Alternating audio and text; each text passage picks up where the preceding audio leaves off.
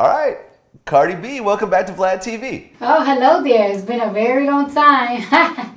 Well, yo, congrats on all your success. I think you proved all the haters wrong. Yeah, I still feel like I gotta prove more. It's never enough. But I'm very proud of myself. Like I've been doing things that I didn't thought that it was possible for me to do, and things that people told me that I would never do. So it's like, yay. Yeah, I mean, it seems like you're in a really good space right now. Yeah, I'm in a very good space. Well, right now I'm in a very competitive, not competitive. I'll say like in a space that there's a lot of peer pressure to succeed. Well, I feel like I succeeded, but to do more, and it's like a little bit overwhelming. But I will never complain for what's on my plate right now. I wanted to eat, right? So And you eating. I'm in. That's what's up. So let's start in the beginning. You grew up in the Bronx. Yes. So what was the Bronx like back then? Because I know you kind of had issues with your mom. You and your mom would fight a lot and so forth. Well, I moved to the Bronx when I was like 8 years old from Washington Heights, and I started going to school in the Bronx when I was in sixth grade, when I was 11, and it's just like I noticed that in order everybody was cursing a lot more than the norm that I will curse, and it's just like everybody really like when I was in sixth grade, a lot of girls they wanted to fight me, and I felt like I kept fighting every single day, and it got to the point that when I was like in middle school already, it was normal to me. Like it's like I gotta do this. Like this is what I gotta do. I remember when I was like around 12, 13. On my block, I was in a van, my dad minivan, and he was driving, and then he stopped real hard, and some guy dropped in front of us, and I'm like, oh my God, Dad, you just hit this guy with a car. Everybody's gonna jump us. All these niggas is gonna jump us, and he's like, I didn't hit him. He just fell. And then when we got out of the car, me and my little sister and my dad, somebody shot him in the head. He dropped because somebody shot him in the head. And just little things that you get to see. Like I feel like in order to get popping or get respected around my way, like I feel like you gotta fight, or it's like you gotta be in a gang. I'm not saying that you have to, but like a person like me that like always want to fit in, like people want to fit in, people want to be the cool kid. You see TV, like you see on TV, and you see these the popular girls are so prissy and like they hang out with their little clique. Well, in the Bronx, the popular kids are in gang, are smoking. So I mean, when you talk about getting into fights, like how many actual fist fights have you gotten in like your entire life, if you were to actually count it out? 13, 12, 13. Fair amount. Did you get better after a while? Did you learn how to maneuver? I won some and I lost some. I won some, I lost some, and I got jumped a couple of times. So, but either way, even though like the street was a big influence to me, I was always more scared of my mom. Like, all right, the street is a big influence to me. I was still more scared of my mother, and just because I was so scared of my mom, I was still going to school. I was studying, and then I was really smart. And a lot of rappers, they be saying how their teachers used to tell them like they ain't never gonna be shit. Like my teachers always used to tell me like, you are very smart. Like you have the potential to be anything that you want to be. But besides of you being smart, there's something about you. Like you're so special. I feel like you're gonna be something. I feel like you're gonna be somebody or something one day. Cause I always been like the class clown. I was always very funny, very outspoken. I always try to debate people. I always had an opinion. I always used to raise my hand. Well, in the subjects that I used to like. And I always participated in everything. So I always I was always like good in school. Like if I was, the only reason why I had like bad grades or I didn't get accepted to a very, very big college. I got accepted to every community college, not like the universities that I wish to go to. Like my mom work in Pace University, and I always wish to go there. Is cause like I was too busy trying to be popping. I was too busy chasing guys, chasing niggas, little young niggas and shit, and that's what like slowed me back. Now, when you talk about you were more scared of your mom, like you talked about in other interviews that your mom actually put her hands on you like regularly, right? Yeah, like, I'm not gonna say like, oh, my mom was like an abusive mom. My mom was a very great mom, like a great mom. Like she used to work, and from work she used to come home, clean, and feed us and cook. And I feel like that's just tough love, like. And you know what? Like when I was younger, I used to be like, I hate her. I wish she hit me. But now I'm so grateful because you know what? On my mom's birthday, on her last birthday, I was giving her gifts, right? And then like, she was like, "I'm sorry, guys," and I'm like, me and my sister was like, sorry for what? She was like, I used to be so hard on you guys, and I was like, no, thank you, because if you wasn't, we would be like most of our friends. Like most of our friends, they locked up, and they have mad kids. They have nothing going on for themselves, and I feel like if my mom wasn't tough, I probably would have been there.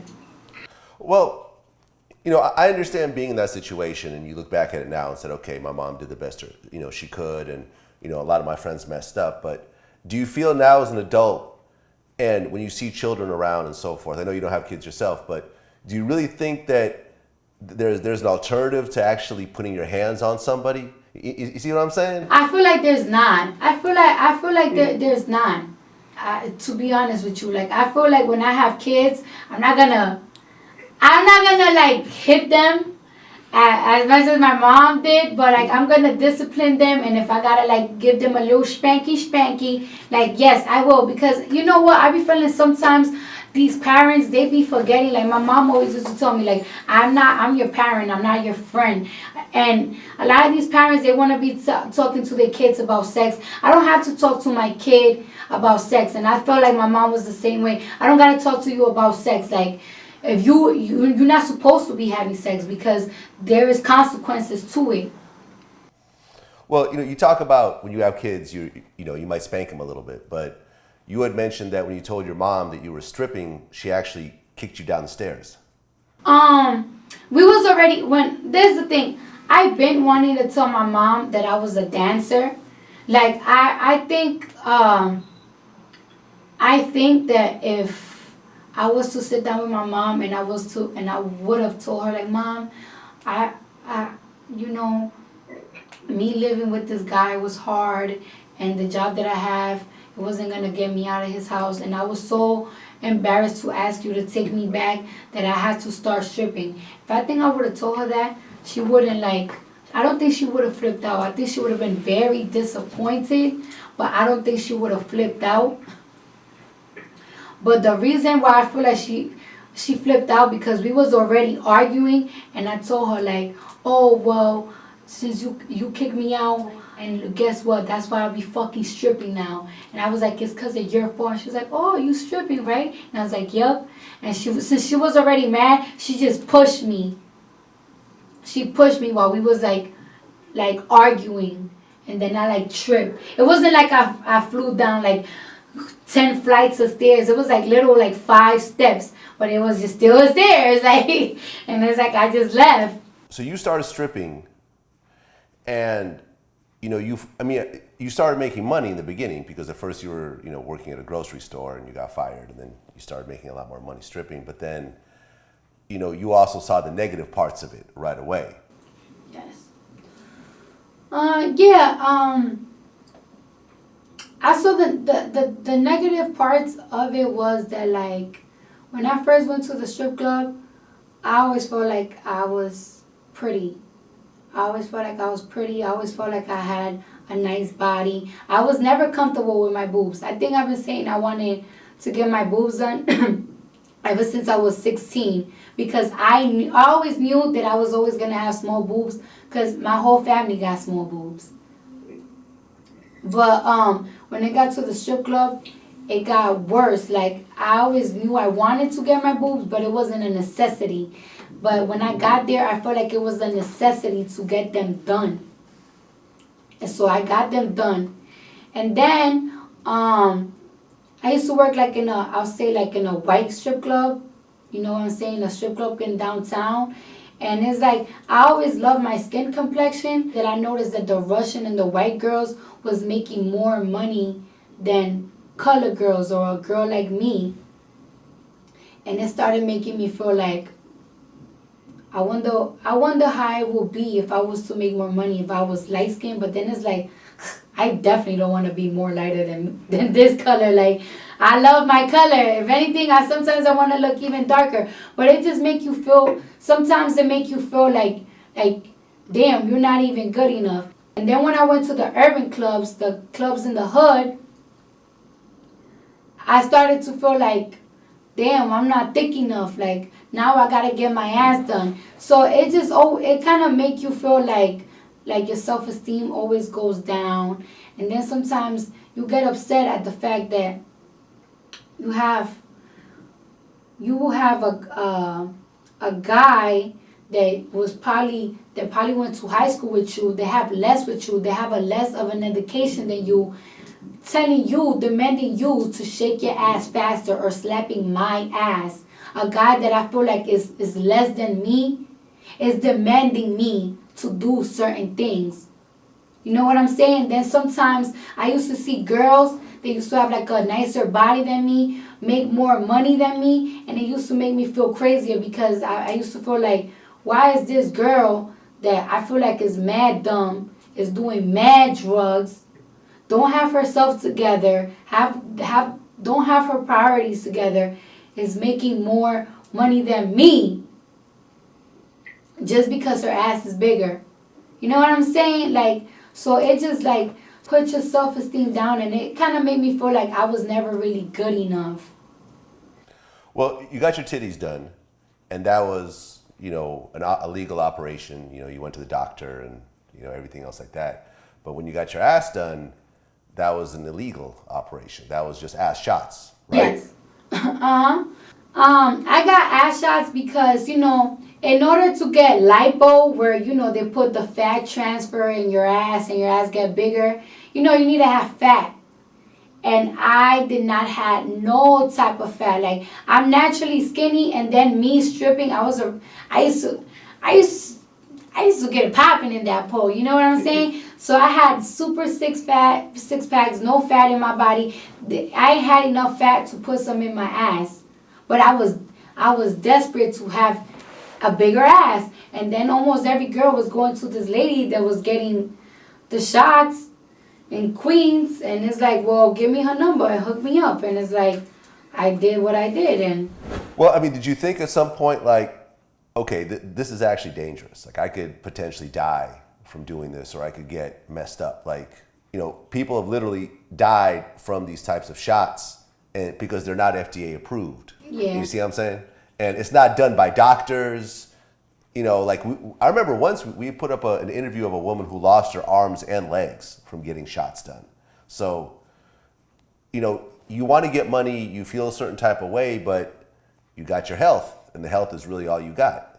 So how was that decision kind of put together? Well, when half of the strippers and the bartenders in New York City have illegal ass shots that is done practically by the same person, it's just like, yeah, I heard that some women died of it, but it's like, what are the odds? Like, what are the odds it's gonna be me? Like, what are the odds? I mean, I could have died with getting my boobs done, It's just like, it was on some what are the odds type of thing. The only thing was that when I was getting my ass shots, I was awake and I almost passed out. Like, I was like, I feel like I'm about to faint. Like, I was telling the lady, and she's like, well, you only have one ass cheek done. So she gave me some milk and some cookies, and then we just continued the procedure. And it's like, when I finished, This ass was fatter. I always had a little butt, but little. So since you got those initial shots, have you done anything since then? No, I mean I got my teeth fixed. Yeah. That's it. Yeah, teeth look great, by the way. Oh, are they? I think you mentioned that you smile even when you're mad now. I even smile when I'm mad. I be like, damn, I'm upset. Well, I remember you went on Instagram and you talked about how when these like skinny model girls, I think you were talking about probably Bella Hadid. There's this picture of I think Bella Hadid with like ASAP Rocky and ASAP Ferg, and she has her nipples out, and everyone's like, oh, this is high fashion. But when a girl with big boobs has her titties out, it's considered like a hoe or a slut. Well, I haven't seen no pictures yet of Bella Hadid, so I don't know. But what, she have her titties out or something? It's like, what's so crazy? All these women nowadays, they want to protest. All these women, they want to talk about how they feminist. Every woman want to talk about how they feminist and how they support each other. But low-key, they be judging. And it's like, I don't get it. Like, I don't understand. Like, when a girl, they have like a small chest, have her little nipples out, don't have a bra. I don't know. It's like, it's tasteful. It's fashion. But when a girl like me, they have bigger boobs, it's just like, oh, you slut. Like, what the hell? Like, and it's just like, what is the difference? You talked about how at one point you would cry when people would, say mean things about you online and try to, talk shit about you. Like, what really affected you like that? Well, I was never used to people saying mean things about me and me not being able to do something about it. Like if somebody talks shit about me, I'm able to find them and beat them up. I cannot find thousands of people that talk bad about me. And as a woman, we all up in our we all like to feel beautiful. We all like to know that we're beautiful. I always felt like I was beautiful. So for thousands of people to always be like, oh, get your teeth fixed, or you and your fake body parts, or you're ugly, like people calling you ugly constantly, it breaks you down. It breaks it more down than it ever have been. And then it's like, people be telling me like, oh, well, you got to get thick skin. Like over the time, it's going to get better. After a while, you're not going to care about it anymore. But it's like, am I? Because there's people like Kanye West. They've been in this industry for so long. There's people like Justin Bieber that has been in this industry for so long. And until this day, they still getting overwhelmed of the criticism. So it's like, am I ever going to have thick skin? Well, I think that you have to sometimes find a way to block all that out, because I go through it as well. People talk shit about me on my own videos and, on my own social. It's like, damn, I'm giving this to y'all and y'all talking shit about me for free. Like, well, I catch myself sometimes because it's like, I remember when everybody used to talk crap about my teeth and then I fixed them. Now everybody want to talk crap about my nose. And now everybody want to talk about, oh, how my boobs are so separated. But then I got to catch myself and I got to say, wait a minute. If I was ugly, like these people are claiming that I am, then how the hell I keep getting all the guys that I want? Any guy that I want. I could really get any guy that I want. Okay, you can get any guy that you want. Yes. So it's like if I was ugly when I was a dancer, I wouldn't made money. Cause guys don't throw money at ugly girls, right? They don't. Right. So I just gotta put that in my head. Okay. So you talk about getting any guy that you want, but you also talk about how you're trying to keep your body count low by just messing with your exes. Yes. Sometimes it's like, is it worth like, is it worth sometimes like experimenting? Like, it's like, let's say if I sleep with a guy, right? And I don't like his sex, and then I gotta curve him. And then it's like, damn, that's an extra body. That's the extra body. And then you don't, and now that like in the caliber that I am right now, it's just like you gotta be weary with who you sleep and who you surround yourself with. Like you never know if I sleep with a guy and the next thing you know I'm in the shade room in all fours or sucking cock. You know what I'm saying? Because you just gotta be careful with who you date. And it's like, and I'm not the type of person that just have sex with a guy and it's like, oh, I see you when I see you. I get in my feelings. I get in my bag. So it's just like, I don't want to get in my bag right now. So when you say you could get any guy that you want, but you don't actually go for any guys? No, I don't. And sometimes, like me, there's a lot of guys that like if you was to ask me like, do you think that they cute? It's like, yes, they cute, but I don't like them. I have to be around you, get to know you, so I could be like to my friends, like, yo, I think I like this guy. I want to fuck him.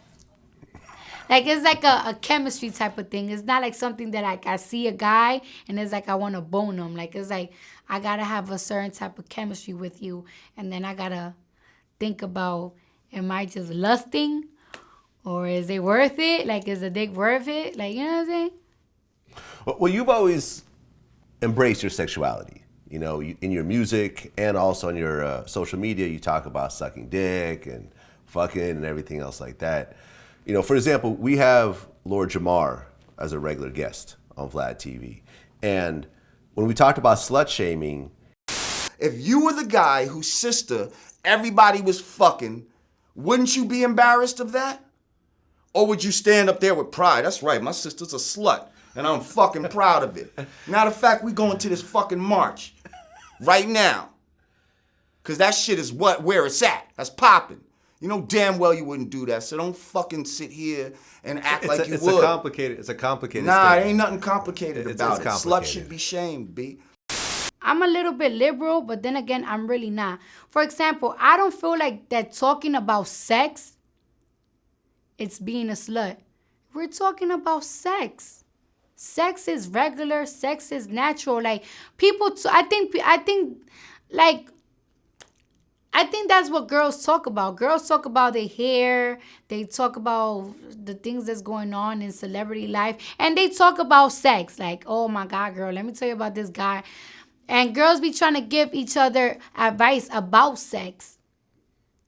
But I feel like this slut shaming thing, sometimes it gets a little bit overboard. Like, it's like, I'm not going to tell a girl, like, yo, you could do whatever you want with your pussy. It's your pussy. Because at the end of the day, if you fuck 5 guys from the same block, you will get slut shamed. And it's not going to feel good.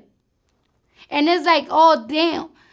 It's not going to feel good when people slut shame you. So, like, just don't do it. Like, don't go bugging out with your vagina because, trust me, words go around and the world is small. Like, the world is so small. Well, you were on Lisa Everett's show, and James Manning was on there, and the two of you kind of went back and forth a little bit. It seemed like you were kind of bothered by some of the stuff that he was saying. And one of the things that kind of stood out is that he called Beyonce a stripper. And you said, no, she's not. And you know something? I understand your point, but I also kind of understand his point, because even though she's not technically stripping, she is wearing almost thongs. She is shaking her ass on stage. And you know what I'm saying? Like, certain cultures would consider that stripping. I mean, is different. Just because you think it's similar is different. You know what I'm saying? Like, it's like, would you call a cameraman a photographer because they both have cameras? No. I mean, technically, you can. No, but they're gonna be, but they're gonna be like, I'm not a photographer. I am a cameraman. Oh, but you have a camera. But I'm still not a photographer. I'm a cameraman. No, you know what I'm saying? Like, everything has its own everything has its own profession. That's why they have, like, you cannot say an architect is an engineer. Like, so that's what I'm saying. And it's just like, I don't understand why stripping is such a sin. What is such a sin? Like, to be honest, like, stripping practically, like, saved me. Like, it's like I used to beg. I used to pray to God, like, please, God, change my life. Please. I used to work in Amish market. Like, please, God, I need help. I'm so hungry. Like, I'm so broke. What are the odds a guy to tell me, my manager, after they fired me, like, listen, you have a nice body. You should consider being a stripper. Go across the street. And then it changed me. It changed me. It got me everything that I wanted. Like, why is it okay that people praise drug dealers and scammers, but they shame strippers? These strippers are getting money from people that are considered like it's crazy. Like, you're hustling a lawyer. You know what I'm saying? Like, there's women that are getting money off lawyers. They are getting money off these drug dealers that make the illest bread. You know what I'm saying? Like, I don't know. Well, I think the reason why people do it is because I don't think anyone, as much as you would praise stripping and, you know, it got you out of the position that you're at, if you had a daughter, I don't think you would look at her and say, I hope you're a stripper when you get older. You know what I'm saying? You would want something different from her, you know, with her than you had to go through yourself. And I think that's what happens. You see what I'm saying? Like, I don't have a problem with strippers. It's fine. But then once it hits close to home, you start to think of it a little bit differently. Yeah, I mean, like, if I was to have a daughter, right, and she was to tell me that she want to be a stripper, I'm going to tell her, listen, I'm going to give you an allowance, because my mom wasn't able to give me an allowance. You know what I'm saying? And I'm going to tell her, listen, I'm going to give you an allowance, and I'm going to make sure you have your own place for you to go to college. But if you want to be a dancer, you let me know if you want to be a dancer. I take away everything that I work hard for to give to you. I will take it away, and I'm going to see how you are going to make it. And I'm going to let her see the struggle her own self. And then when you see it, you come back to me and you talk to me. You know what I'm saying? You talk to me. There has been times that I have seen some of my friends, like when I used to be a dancer, there have been times that I used to see some of my friends like, yo, I'm getting evicted. Like, I don't even have money to give my daughter to get Pampers for them and this and that. And I used to see that they had a nice body and potential, and it's like, why don't you come with me to the club? Because it's just like, it's money. It's money. People do, it's money. It's easy money. I mean, and it's legal. I mean, and I think it's legal. So, you know, it's like, would you rather have your daughter be a stripper or a drug dealer? If you had to choose one, which one would you do? I would probably say a stripper, because it's like, I will be. First of all, I gotta be paranoid if my daughter goes to jail. Second of all, I gotta be paranoid if my daughter gets killed, because drug dealers are the ones that get killed before a stripper would. You know what I'm saying? Right. And you gotta tell a girl, like, don't mess the game up. A lot of people be getting it twisted. They be thinking that strippers are prostitutes, which I don't care if you're a prostitute or not. Because if that's how you want to make your profit, then go ahead. Shit. Today's episode of the Vlad Couch is brought to you by Mack Weldon. Mack Weldon was founded out of the belief that they could make superior, well-made basics worth wearing. All Mack Weldon products are crafted with natural fibers and have built-in performance capabilities. And the result is a collection of shirts, socks, and underwear made with an unparalleled fit. Do we mention it's shipped right to your front door too? Look, there's even a line of silver underwear and shirts that are naturally antimicrobial, which means they eliminate odor. So go to MackWeldon.com, that's MackWeldon.com, and get 20% off your first purchase when you use promo code VLAD, that's VLAD. And check this out, this is crazy. If you don't like the first pair, you can keep it and they'll still refund you. no questions asked. That's how much Mack Weldon believes in their product. Again, go to mackweldon.com and use promo code VLAD to get 20% off your purchase. Smart design, premium fabrics, and simple shopping with Mack Weldon. Well, you talked about how you date men, but you have fun with women. Yes, because I had sex with women, but I never fell in love with a woman.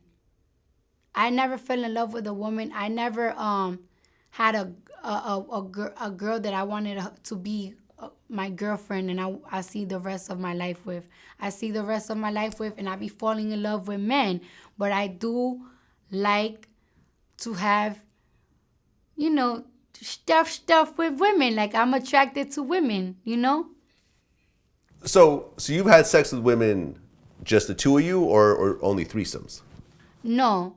I had a threesome a couple of times, but when I do it, it's just only to satisfy my dude, to get cool points with my dude. But I never really enjoy it. I enjoy intimacy. So I enjoy intimacy with me and a girl. I enjoy intimacy with me and my guy. When it's the three thing, it's just like a show. It's fake, like porn. You're just doing it to look good. Not because it's like, oh, babe, we should have a threesome. I love having threesomes. Like, people be saying that they love having threesomes. I don't know how, because I just don't really like it. Like, it's like I don't feel the warmth. You can't focus. You get kind of distracted a little bit. Yeah. You just can't focus. Like, how do you feel like in hip hop, like you now see more homosexuality in hip hop? So, for example, what you could say is the hottest rapper in New York right now is Young M.A., who's a lesbian. Yeah. It's the first openly gay poppin' rapper. And then McConan just came out of the closet as gay. Chance the Rapper's brother came out as bisexual. Like, as someone who is somewhat bisexual, how do you feel about that? I mean, if you're bisexual, if you're gay, what does that have to do with your talent? It's like, what does being gay have to do with your talent? That's all. Yeah. Well, just hip hop is just very homophobic. Yeah, it is. It really is. I know that sometimes I wouldn't be able to bring. You know how it is, like. But hey, you can't deny good music, and then there's rappers that actually trying to make it cool. Like when Young Thug was doing that whole gay thing, people didn't stop listening to him, right? That's the thing about music is that a hit song will fix anything. Yeah, it's like people don't stop listening to you. People want to front like, oh, they hate it. It's not stopping them from making no bread, right? Yeah, absolutely. Now, when you first came out as a rapper, I think most people were like, okay, this is a reality star who raps. This is a stripper who raps. You've seen porn star rappers. You've seen a lot of gimmicky rappers try to make it, but didn't really go anywhere. But then you came out and you actually started charting and started to get a real following. Like, how did it feel to have people really fuck with you? Because I feel like you had a higher hurdle than someone who just came out just completely unknown and started rapping. Yes, and you want to know what's so crazy? People think that it's like so easy for me because, I already had a following. But what people don't understand is that my personality and what the things that I have done, the drama that I have gotten into on reality TV show, it might overshadow my music. That's why I knew. And I know that people that on reality always talking about like, yeah, I'm an artist, I'm gonna be an artist. And that's why I always felt like it's like I gotta put extra work in my music so they could take me serious. You know what I'm saying? And especially because I'm a very funny person and I do a lot of jokes. I'm like almost a comedian. Like, I don't give a fuck. If you think I'm a comedian, that's cool because that's what I love to. I love making people laugh. But it's like something that I don't want people to laugh is my music. So I make sure I took my time and I paid a lot of money so I could have the best engineers, so I could do my music in the best the best studios, have the best producers, and I wanted to use new producers that a lot of people didn't know, because I'm all about giving chances, because I always want people to give me a chance, like give me a chance. And it's like, if people giving me a chance, and I know how good it feels when people give me a chance, that's why I give new people chances. And I know it was going to be very hard, because everybody nowadays be like, yeah, I'm going to be a rapper. Yeah, I'm going to be a singer. Yeah, like, I'm working on, and like, you see an episode of Love and Hip Hop, like, well, we in the studio right now and nobody hears their music. So I knew I had to put extra work so I could get respected. Like, at what point did you actually say, okay, like, I'm really going to be focusing on the rapping seriously? This is not just a little hobby of just, putting out some shit every so often. Well, I always been the type of I always been like a very poetic poem person, like since high school, right? But I'm a very negative person. That's one thing. I'm very yes, believe it or not, I'm very negative. Like, I'm the type of person that I'm very realistic. I'm so over realistic that, as an adult, I was like, yeah, my dreams is to be a rapper. But what makes me think that out of anybody, I will be the one to pop or blow up? And then on top of that, I ain't had money to go to a goddamn studio, spend $200-$300. I need $200-$300 to pay my light bill and my goddamn cable. So I just been gave up on my dream. Then when I got popular on Instagram and I had a manager, he noticed every time I was on the road that I was remixing things, and I was changing the words to things. And he was like, yo, you're so witty. You're so witty. And it's like, you ever consider rapping? And it's like, yeah, I used to, but not really. He's like, oh, you should try. You could make money off of it. And then I was thinking like, yo, if I make a song and I make a little video, I'll probably get mad views on YouTube and make bread off of that. And who knows, people will buy it on iTunes. Make a little money off iTunes. And then when I went to the studio and he got me and he showed me some beats, and I started writing to beats. I never wrote to beats. I wrote to it. But then my manager was saying, like, you're flowing, but you're not flowing that good. And you don't have a voice. Because I was rapping, like, with my regular voice. And it's like, all right, this is ridiculous. And then I keep on practicing. And then it's like, I got so good. Then it's like, it was something that I kept wanting to do. Like, I wanted to get good at. I listened to your whole mixtape, the new one, Gangster Bitch Music, Volume 2, and it's like, you actually got some lines in there, and you write your own shit. Mm-hmm. And and it's like, as someone who's been listening to rap most of his life, it's like, I know the difference between someone who's just bullshitting and someone who's like, okay, like, I sat here and crafted this verse, and I'm saying some shit that you wouldn't expect me to say, and so forth. And like, I guess a lot of people just assume that you are a ghostwriter, or you got, someone's just writing for you, but you actually do all your own shit. Yeah, the thing is that I'm from New York. And I listened to hip hop like practically my whole life. And then as I'm writing things, I study when these guys be freestyling, what is considered bars, what are considered metaphors, and it's just like and this is why I'm so grateful that I went to school, because I get to put things together. Like, my vocabulary is not the greatest, but I do read. I just decide to go this route because it's like street lingo, like what's up? Well, I noticed that on the song "What's Poppin'," Yeah. you actually quoted Lil' Kim. Mm-hmm. Yeah. Is that one of your favorites? Of course. She has to be everybody's favorite. Like, well, the type of things that she used to say, I used to be into. Like, I always used to like the slutty talk. Like, yeah, wow, this is so cool. Even when I was a virgin, it was like I think it's like an alter ego thing. You see, women like to feel that way. Every woman likes to feel that way. Yeah, and you know what I noticed that on your mixtape you didn't really have any kind of big name features. Well, I think you had like a reggae feature on there, but you know, and you had Casanova 2 times on there, but there was no like big names. It seemed like you wanted to just focus on yourself. Yeah, I wanted to focus on myself. And then I also thought too, because you know I'm cheap. You know what I'm saying?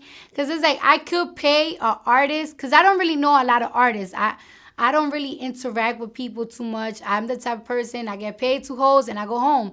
I'm not the type of person to be on people's faces and everything. Even when I was a dancer and artists used to come in the club, it's like I never really got, hey, how are you? What's your name? No, I shake my ass. I want my money back. So, in order for me like to get artists, it's like I guess I have to pay them. And it's like, do I really want to pay these artists to make a song with me for a mixtape? No, I'll save that little money for my album. You know what I'm saying? And it's like, this is a free mixtape. People are buying it Right. because it's good and people support me, but it's free. It don't make no sense to give somebody whatever the hell they asking for a free mixtape. Like I never really want to bother nobody, because the people that are on my mixtape is people that like, yo, I really like your music and I feel like you're gonna go far. So let's do this song together because I believe that you're going to go far. It's the people on my mixtape are the people that believe in me. So it's like, all right, thank you. Let's do it. Yeah, I mean Casanova sounds great. Also, like, on Yes. that song with you. Yeah. You know, we actually just interviewed him like a couple of weeks ago. Yeah, he's on some shit for real. Yeah. So I noticed that like in your music and in your conversation, you use the N-word a lot. Yeah. And this is like one of the most loaded words. I mean, I would say this is the most loaded word in the English language. You know, I remember at one point there was a whole thing where Jennifer Lopez used it in one of her verses. I think Ja Rule wrote the verse, but she used it, and there was this whole backlash over like Latinos using the N-word and so forth like that. Like, what's your approach to that? It's something that like is like a lingo. Like even if I want to stop saying it, I really can't stop saying it. Like I'm sorry. Like it seems like it's something that is so normal, which is bad, but like it is what it is. And if it comes to the fact that she's Latina, you know, like my parents, my father's side, we're Spanish, we're Hispanic and everything. But it's like, where do them Spanish people came from? Where them Latina people came from? They mixed people, you know. We mix with African, European, mulattic and everything. And it's just like, what am I considered? And at the end of the day, like Latinos and Hispanic, they are considered a minority. Like you think white folks see Hispanic and black people like oh yeah, they're Hispanic, they're black. No, we are all considered the same to them. So it's like, you know what I'm saying? Well, yeah, I mean, you actually talked about in one of your interviews that you feel like that dark-skinned girls don't get praised by society as much as light-skinned girls. Yes, it's true. Have you ever been to a strip club in New York? It's kind of sad. Do you know that right now in the strip club in New York, the bartenders are the new thing right now? And if you notice, they don't even hire black bartenders in New York City strip clubs, which is sad. Why do you think that is? Because I feel like people is having these fetish with these girls that they consider exotic, you know? Yeah. Yeah, I mean, I feel you. I mean, I think like America as a whole is getting more mixed. You know, you're starting to see more biracial kids and everything else like that. Yeah. You know, and I think I remember there was this really interesting interview from years ago. It was with Foxy Brown, and she said that before her, when you look at all the music videos, it was always the light-skinned chick, you know, the chick with the long curly hair and everything else like that. And once Foxy came out, dudes was like, yeah, I want that bad dark-skinned bitch. Like, yeah, like, you know, she sort of changed the way beauty was viewed in hip-hop. Yeah, I mean, it's just sad. I don't know what it is. I have dated guys that they're black, and they have told me like I don't date black girls, and it's like I be telling them, but you're black, but your mom is black. You don't think that's weird? And then they tell me, well, you don't date Spanish guys, right? And I say, no, I don't. I date black guys, and it's like, so it's a preference thing, which is kind of like absurd to me. But then it's just like, I have a preference myself. No, I feel you. I mean, I mostly date black girls. I mean, although I've dated pretty much everything, but most of my long-term relationships were with black girls, and clearly I'm not black. But you don't date Spanish guys at all? No. Do you have any idea why? I guess I like, first and first, I like dark complexion. And it seemed like every dark guy that I ever like, they African American or Jamaican. I don't even like people I think that like is my race, just because I like to date people that are different from me. Like I like to date people that are not like me. I like their culture. I already know my culture. So I want something new to me. You know? If I'll probably date a white person because I want to know more about their culture, but I'm not attractive to light skin, you know? So Yeah. Yeah. I mean, I think everyone deserves their own preference, you know, but I think that once people say that they don't. you could have your own preference. You could have your own preference. It's okay. You could like what you want to like, but don't ever feel like somebody is better than somebody else.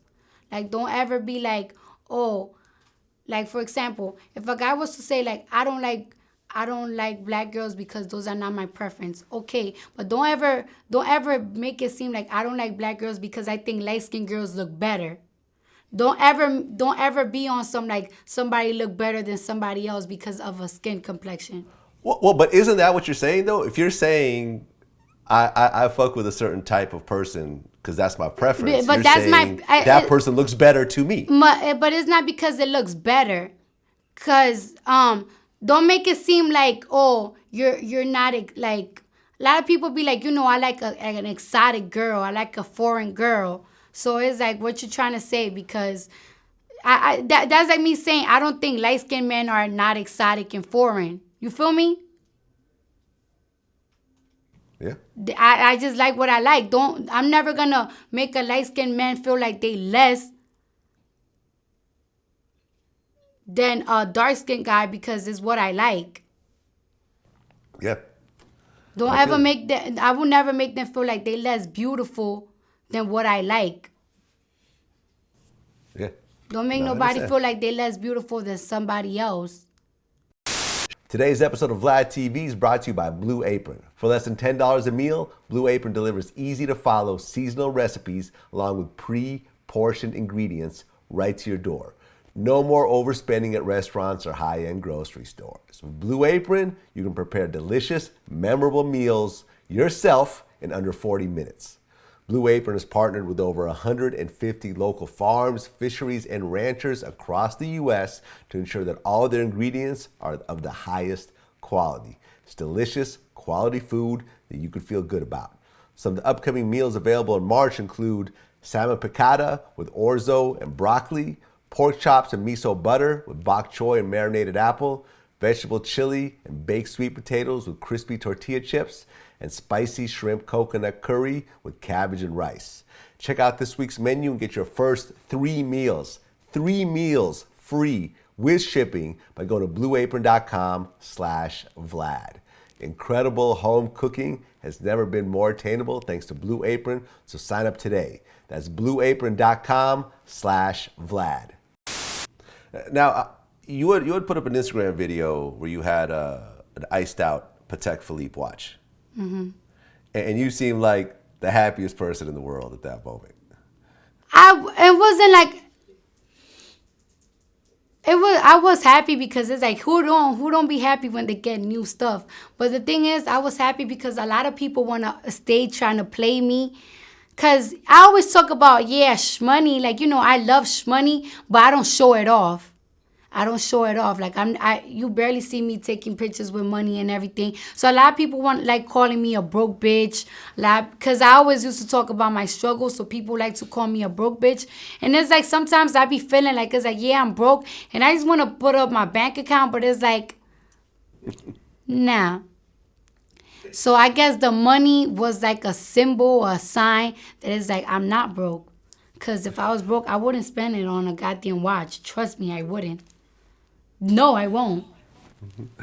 Well, and this has always been an interesting debate. Like, I interviewed Russell Simmons, and we got into this big argument.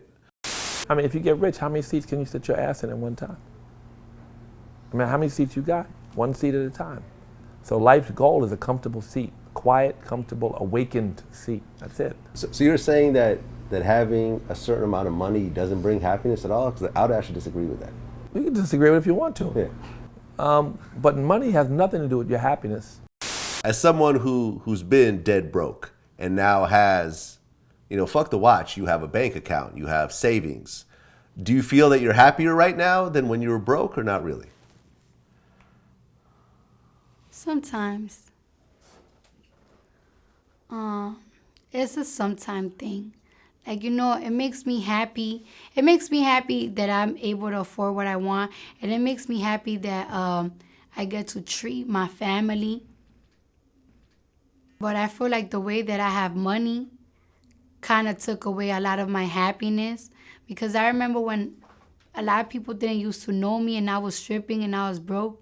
I wasn't broke, but I didn't have much money. But I was happy because I get to do whatever I want, and I could have an opinion, and I wasn't limited to the things that wanted to come out my mouth, and I felt pretty, and I have millions of people trying to change me. I was happy. Like, I was happy. Sometimes I feel like depressed because it's like I could have a good day. And you never know when somebody makes a meme out of you clowning you that might put you down. Or there's somebody that's talking about my family member. It's a 50-50 thing, to be honest with you. Like, Well, yeah, I mean, I can relate to that part. And like, matter of fact, when I was younger, right? And I see a lot of these celebrities committing suicide, I used to tell myself, why they committing suicide? They're rich. I want to commit suicide. I'm broke. Why y'all want to die? Y'all got money. Who wants to die? Y'all got money. Y'all famous. And so, like, now I'm kind of in their shoes. And it's like, I know why. The peer pressure, the critics, it just drives you kind of like insane. And some people always telling me like, oh, you shouldn't care about what people say, this and that. You're not in my shoes. Well, I mean, I could relate. I mean, every so often someone like, ats me or comments, I can't wait for you to die. I can't wait for you to get killed. And it's like, you read this and go like, but why do people tell you that? Whatever reason, man. Well, I'm going to make research on you and I'm going to see what. Because all you do is really ask questions. People blame me for everything. Every bad thing that happens in the world is my fault. Everything everyone says about themselves in my interviews is my fault. But I've learned to just not read comments, not read replies. I separate myself from it and I just focus on the work. And it's made me happier by doing that. Have you ever just said, okay, I'm just going to take a social media break for a week? Yeah, but even if I don't see the comments, I still have that pressure that I feel like I got to succeed to show them. Because I'm already here. Like, ain't no turning back. Ain't no turning back. I'm going to always be known. Like, people going to always recognize me. So it's no turning back. But now I got that peer pressure to show people that I'm more than what a lot of people think that I am or that I will be. So that peer pressure, sometimes it drives you insane. You know what I'm saying? So many people, like before I had 2 or 3 people then wanted me to lose. Now I have thousands of people that are expecting me to fail, and I cannot fail because I have to prove them something. So I don't have to read it. I already know. So that Nah, I feel you. pressure, it gets so overwhelming that it just, you just overwhelmed. But Well, but what about the part of, when you talk about money may not bring you happiness, but you could look at your bank account and say, I'm not worried about my bills for the next 6 months, the next year, the next 2-3 years. Like I could focus on focusing on the things that I want to focus on, as opposed to I got to do this to make some money. And you start making better decisions when you have a certain amount of savings. I mean, don't you think? yeah, definitely, because you could do more things that you wanted to do. I remember when I was dancing. When I was dancing, my goal was, by the age I'm 25, I know I'm gonna have $100,000 in my bank account, and I'm gonna buy a house. I'm gonna buy a 3-family house, and I'm gonna flip it, and that's gonna get me out the strip club. And now, it's just like all the business ideas that I have is driving me crazy because now I could do it. But either way, so it's just it just goes to show you that it's not even all about the money. Like, for example, I have so much ex-boyfriends that did me so filthy, and it's like all of a sudden, like, you want to treat me like you want to be with me, you want to treat me like I'm golden, and it's like I'm still the same girl. I still got the same vagina, I still got the same ass, and I still talk the same, and I still cook the same. And it's just like, I feel like people don't even love me anymore for Bacardi, Belcalis.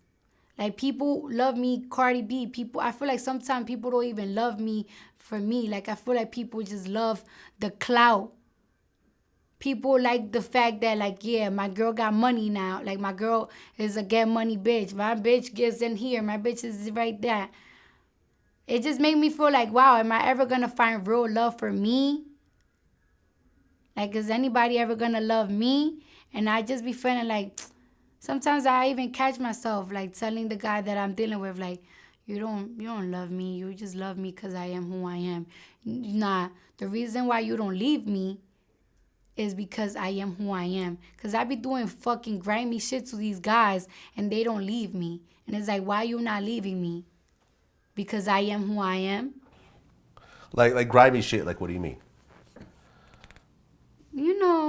I be doing my thing. Like, I be playing games. I play games.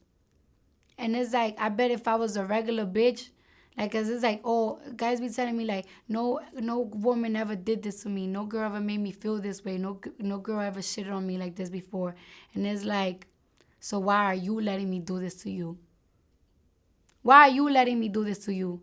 Because I am who I am? That means you don't really like me because who I am. You like me cause Cardi. You know what I'm saying? You went to, I guess, Flint, Michigan, and you had 800 people say fuck Donald Trump? Because that's how I feel. I mean, as a woman of color and as a Latino, how do you feel about Donald Trump right now? Like, you want to know something? Of course I hated him.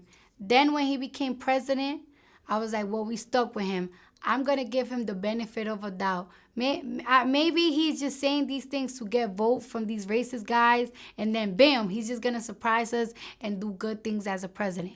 And it's just like, now he's getting me upset all over again.